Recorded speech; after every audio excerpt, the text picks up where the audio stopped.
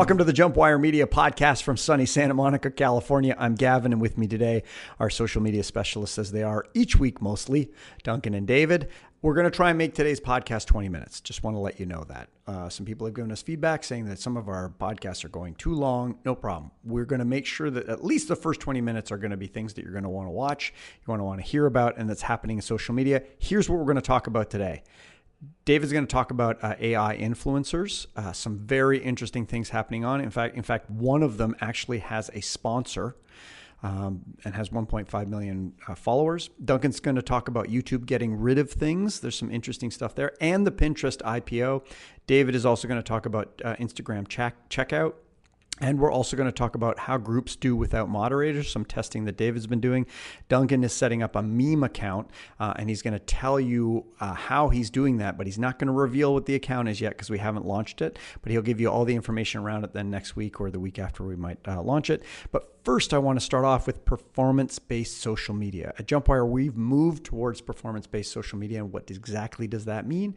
It means that if our clients hire us, which they have been recently, that we get a piece of whatever we're building for them. For example, if it's ticket sales or downloads, or we're selling some sort of product for them, using the social media to develop a really huge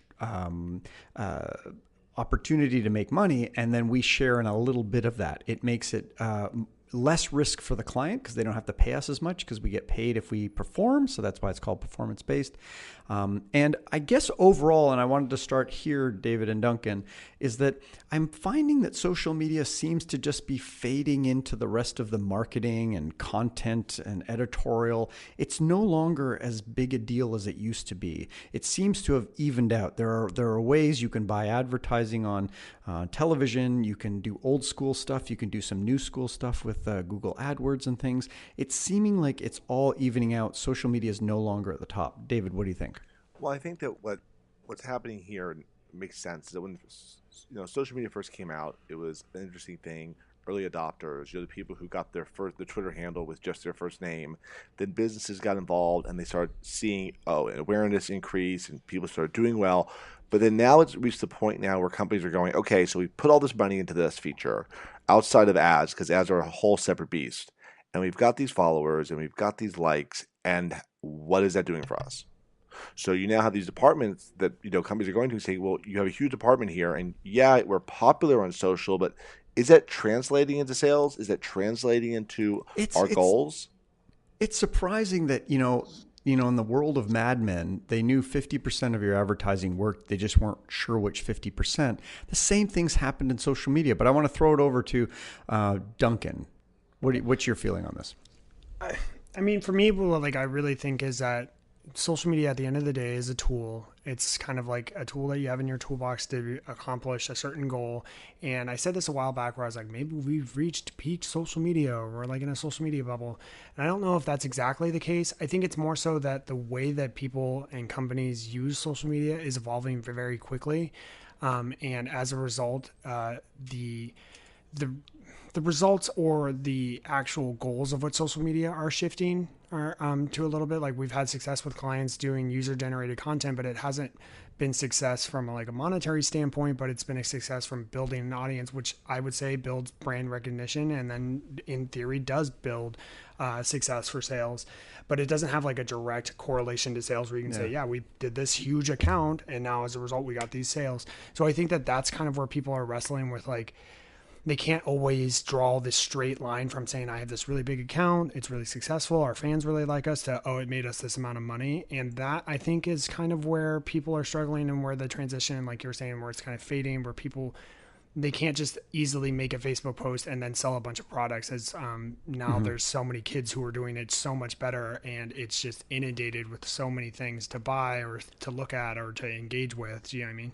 So it's become a little bit more difficult. It's narrowed the field.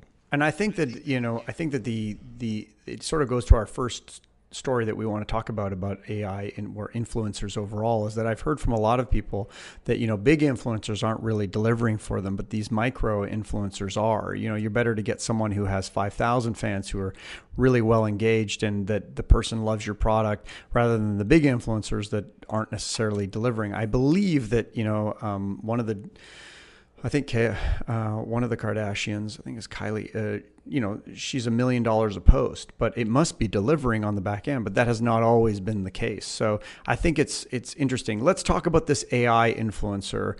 I guess she goes by Lil Miquela, but she doesn't actually exist. She's forever 19, and she just recently got a deal with Prada. Tell us a bit about what's going on in that area, David. So she is 100% fake. She is a modeled CGI creation, and she has relationships with other CGI creations, and the people behind her have actually created like internal feuds where she's arguing with her creators or doesn't like her image. She's trying to rebel, and it's very much like WWE Vince McMahon, kind of things. But what I thought was the most interesting about it was not. She has a big following. Okay, fine. We see a lot of companies Well, she has 1.5 million fans. Yeah, right? but that, to me, when I see those numbers, I go, okay, that's fine. But then you look at her engagement, she's got decent engagement on all of her posts. So people are enjoying the content, and they're enjoying it. And this isn't one of those situations where we had, like, in the late 90s, fake accounts that you thought were real. This is 100% I'm a robot. It literally says in her bio, I'm a LA robot. So, and if you guys want to follow her on Instagram, it's Lil Miquela. So it's LILMIQUELA. And she's following 1,900 people. And we started looking at who they are. And it's a who's who of all the verified accounts. But it's interesting we haven't really sort of had time to sort of pull it apart. But this idea that, AI is doing as well as any of these other big influencers. And the fact, what do we know about the Prada deal? Like, what does she get from Prada? Or what is, because Prada obviously can't clothe her. She can't wear clothes. What I'm curious about. Who gets the stuff? Can I just ask that really quick? It would be from what I've read about her, it's the company behind her. So there is a company that is behind her character. Yeah, who created her, by the way? Russia. No, it's not created by Russia. The company is by Brood. It's a LA creative company. Oh, okay. Oh, weird. Called. Yeah. So did they create the AI or are they the agency? A media studio. So again, like she is. It's we can use the word AI, but she isn't. She's not a real person. But the content that's being written, all that stuff's being done by people. It's just that she doesn't exist. Well, I think we got to create our own one. So she's like a mascot. Yes, exactly. She's like a mascot. She is. She's a mannequin. That's a good point, Duncan. She is a mascot. Yeah. So she is a. It is. It's not that there's an AI that is creating the post. There's people writing it. There's people doing it. So really, all she really is she's a spokesperson that doesn't exist. She's a character. And do they know how much the Prada paid her or pays her? No, I just know that she has a deal, and this was a subset of a larger article the LA Times did a couple days ago about influencers and how they work. And basically, it starts out honestly as a hit piece, and then it devolves into like, this is nothing new. It's all been the idea. before. I always tell people when I speak at colleges, the idea of celebrity endorsements goes back to gladiator days. When the gladiators would win a match, you could walk out of the arena and they'd be like, "This is my favorite chariot. Buy my chariot. I kill." And people are like, "Cool." Branded. Branded it's that hasn't old. Gone away. This idea, but right. it is interesting. And back to what you were saying about where the money's coming from. A lot of the big numbers we hear, like Ninja and that kid who does unboxing videos that made like $11 million in 1 year. If you think about it, the money's coming from ads. So again, this is not unusual. This is what, the big, Seinfeld make all their money on television from all the ads. So that's very different than influencers saying, buy this. I love my content, so I'm going to watch the content and I'm going to suffer through these ads and I might buy something. I think for next week, we should come back with some of these numbers, as I'm sure there's some numbers out there that when someone puts up a post, how much does it actually sell? There must be some case studies somewhere. Anyway, that's a really good point that I want to chime in and just say for any clients or anybody listening, if you're using influencers, definitely track the data. So many people have influencers that we give them a bunch of money and we have no idea how much they sold. Track that internally. You can track it. It is easy. You can use affiliate links. You can use all sorts of things. Oh my God, it's the number one thing. But it's still, Duncan, it is still hard, right? Like it is. I mean, we have a hard time tracking stuff. Sorry. Yeah. No, just to have a general idea of what somebody's turning over is good, even if it's not perfect. Yeah. Just how many people clicked on the link, as if nothing else. Yeah, that's true. So, yeah. But they can also have the influencers. I have heard of this, is that the influencers go out and they're like, oh, yeah, I'm part of the campaign. And then they go and get people. They hire people on Mechanical Turk or whatever to go and click on all the links so they get paid. I mean, that's how the ad agencies did it for a long time. You know, it's just click fraud. So the question is that, I mean, if you pay an influencer $10,000, you've got to be at least getting back $30,000 or $40,000 in sales for that. So we use the 3 times, you know, if you spend 10 grand, you should get 30 or 40 grand back. Now, some people want a lot more, but if an influencer is working on it, that's a metric we use. Okay, let's in the interest of time, let's keep these things moving along. Duncan, let's talk about YouTube is getting rid of things and the Pinterest IPO. Okay, so really quick, YouTube is canceled 2 of their like biggest original series, Origin and Overthinking with Kate and June. This is kind of an interesting move. When Verge questioned them about this, the head of programming, they said that kind of an ambiguous statement saying that YouTube is going to be moving more towards music and original music streaming programming, which makes sense because a lot of people stream music on YouTube. I believe it's actually the #1 music streaming service on the planet, which if you actually think about it, you're like, wait, what? People stream a lot of music there. They also are just reporting that, you know, YouTube Red isn't going anywhere, but this is kind of one of those shifts where it's like, oh, okay, it looks like original programming isn't really working for YouTube. So I just thought this was interesting, just given how many clients of ours are like, yeah, we've got an AVOD, or like, you know, we're doing this, we're starting this, and we're doing that. And I'm like, well, there's a lot of people in the space, so you better have really, really good content. Yeah, that's true.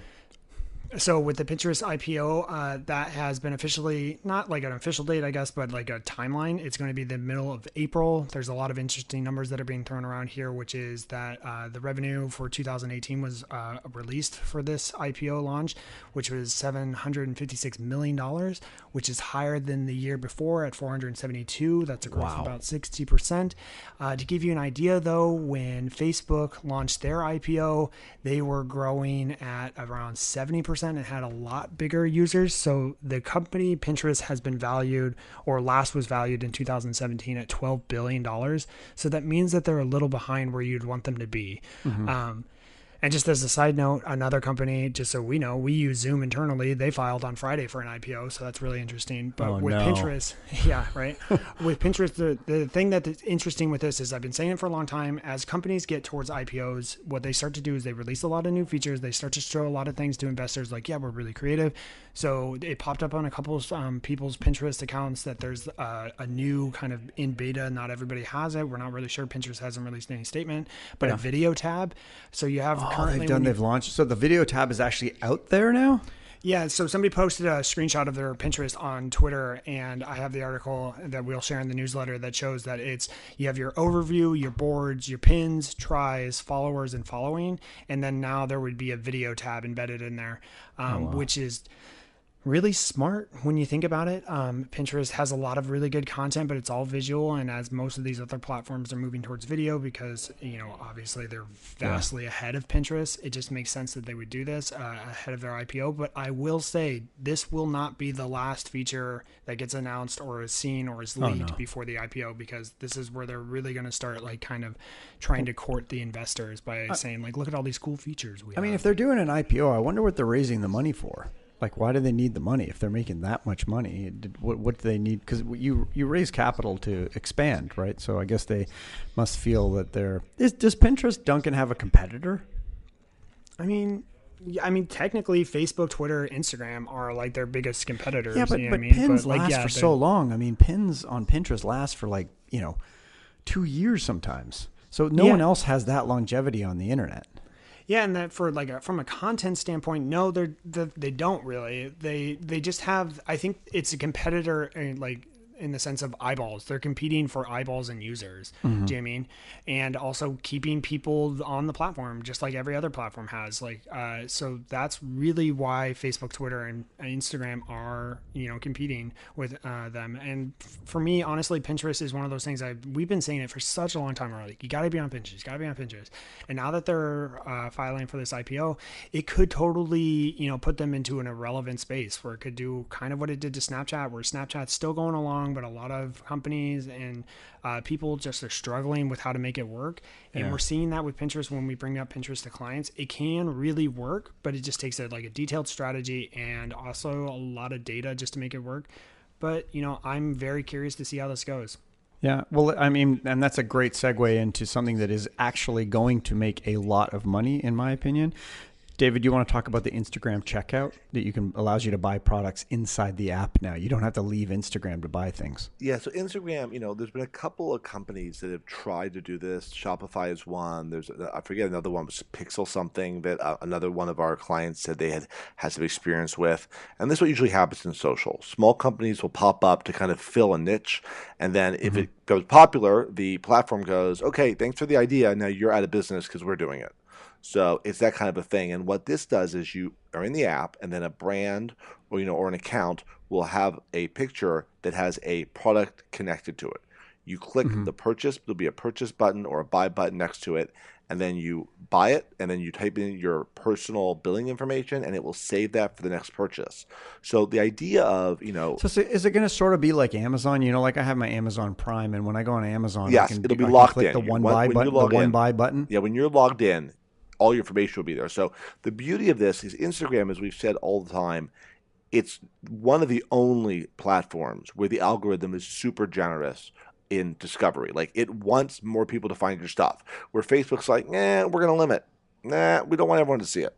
So we want you to pay for that. But as a brand, you really can get a huge growth on Instagram if you're doing it right and doing the best practices. And one of the things that I think is interesting is now you can buy stuff, but the only thing that makes me a little bit hesitant about this is Facebook just got publicly dinged for not securing people's passwords and username. So it's like, great, the parent company isn't that going to keep your stuff safe? Hey guys, can we have your credit card information? So I think that's exactly what I was thinking. So that can I'm not giving my credit card to Instagram. We know, Duncan and I are both like, but grandma is like, why not? Oh, but I should pause you guys there and say, listen, there have been some changes in the Banking Act, and you should look into it. But I wanted to say this so that people don't freak out. The reason why I will give my credit card to Instagram or anyone else on the web is that in general, you don't own your credit card. It's owned by the bank. So you're not responsible for things like fraud and things like that. That's why you can call them and say, hey, listen, I think my account was, my bank card was used fraudulently, and they'll remove it. You make I have to file them every once in a while when people do things that or put things on my credit card. So I don't think that people should be worried about it. I think that if the credit cards are going to get out, let's talk about, Sony's released almost all of them, Xbox, Instagram. Your credit card is out there. So you just have to make sure you have two-factor authentication. For me personally, it's just that I don't see products on Instagram that I typically want to buy. That's honestly it. Do you think this because the algorithm's not hitting you with the stuff that you want? Because I see stuff that I want to buy all the time. Well, he buys all of his makeup from Mexico. So that's the main reason. Yeah. No, I just don't see products. I mean, maybe it's just because I don't interact with those accounts typically, and I follow a lot of meme accounts. So cool. That's All right, we have 2 minutes left, so I want to do something really quick. David, you want to talk about how you found in a minute groups without moderators? What happened there? Yeah, so the two kind of groups I've been playing with in my research, one is if I post something, it automatically goes up. There's no checking, there's no holding, and those are the ones that have no moderator or the moderation is really, really weak. In fact, a lot of these groups will actually say, we don't moderate. If you've got a problem, get out. Then there's the other groups that say, you post, and then they're going to go, we will either approve or deny. If you have a question, text us. Send us a message at Facebook. What I've noticed is not only is the, conversation better in the moderated groups, because obviously if someone's rude or disrespectful or threatening, they get kicked. But more importantly, the content is more successful in those groups. I've put similar content in groups that have almost identical interests, and it does so much better with shares and likes in the moderated group than in a non-moderated group. Both get interaction, but it's not as successful in the non-moderated group. And I think the main reason is people join these groups, they're not moderated, and they go, it's not worth it. I don't want to be here. Right. And they leave. And Duncan, I'm so sorry to cut you off, David, but I do want to get this into the 20 minutes. Duncan, in 30 seconds, tell us about your meme account you're setting up, and then we'll let everyone know next week. The real idea is I see a lot of meme accounts get really big. I want to see if I can build a meme account and get it really big by using a niche type of content. I'm not going to tell what it is because I don't want you guys doing it. And essentially what I'm doing right now is I'm in the collecting phase of collecting a lot of content. I'm upwards of like 80 pieces of content right now. And ideally I'll be launching it with around either 10 to 15 posts a day and then pushing that up because I'm seeing meme accounts posting upwards of like 60, 10 to 80 times a day. I know, so, yeah, these meme accounts are posting a lot. It's like Facebook in the old days. Yeah, and so I want to see if that's a cool way to maybe build it. So I'm going to be just doing a lot of testing where I'm going to just load up a bunch of posts and a lot of good content and see how it goes. And I'm going to also completely void myself from it personally. Like I'm not going to tell my friends about it. I'm not going to do any promoting of it. I just want to see what happens organically. Nice. And hopefully it'll be like your dating life, very successful. Yeah, we'll see. Hopefully. Thank you for listening today. If you like what you hear, please subscribe to our podcast. We're getting more and more people listening, and we're really happy about it. So thanks for all your feedback. We will do 20-minute podcasts each week.